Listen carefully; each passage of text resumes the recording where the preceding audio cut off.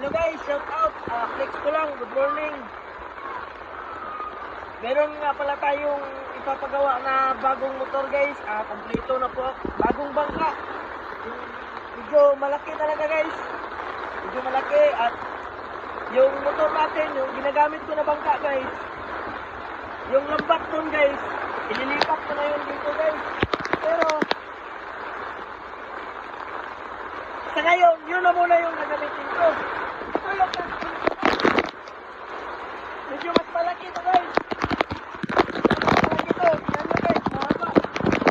Yung haba nito, 22. Tapos yung buka niya, 23 yung pinakamalaking buka niya. Abala ko nito guys, is puso na yung ilalagay ko. Puso na, hindi na siya dalawang makina na ano. Pero lalagyan ko pa rin ang parang extra siguro na mga dibinte kaya para ang puso kasi isang makina lang ilalagay. Hindi natin alam kung mangyayari sa laot. Ilalagyan natin na isang extra na makina.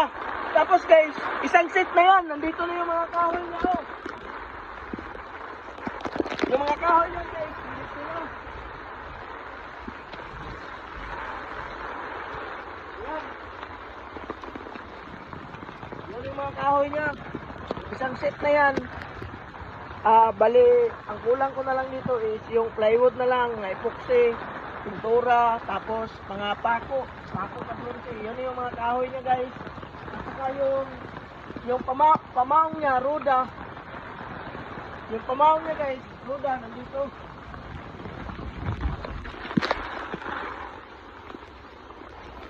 So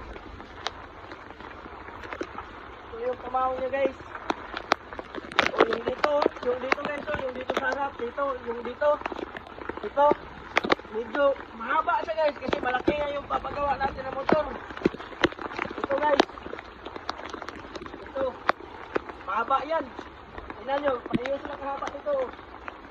Oh, ang bangka, pareho sila kahaba. Oh, mahaba yan guys, ito. Yun, kumpleto na yan, tapos bala ko na ipapagawa yan mga sunod taon siguro pag tag-init pa kasi hindi din magagawa yan pag tag-ulan. Ilanuhan pa natin ang budget. Kaya tulungan nyo po ako guys.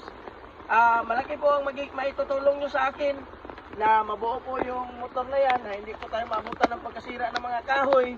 Kung mag-subscribe po kayo, mag-share kayo ng aking mga videos guys. Kasi yun po isa sa mga dahil yung maraming pwedeng paggagamitan, hindi lang pangingisda yung pwede mapagamitan ng motor na ito guys, dito sa amin guys. Pwede rin siya walang hospital dito, pwede rin siya pang emergencyhan guys. Kaya, support nyo po yung aking channel, pa-like po, pa-subscribe, pa-share, para po malaking bagay na matulungan. Alam naman natin kung paano sa YouTube, di ba? At para matapos din natin yung motor. Kompleto na tayo, ipapagawa na lang natin yung motor natin. At maraming salamat. Piniplex ko lang guys. Sinishare ko lang sa inyo. Nanghingi din ako sa inyo ng tulong. Maraming salamat. God bless po.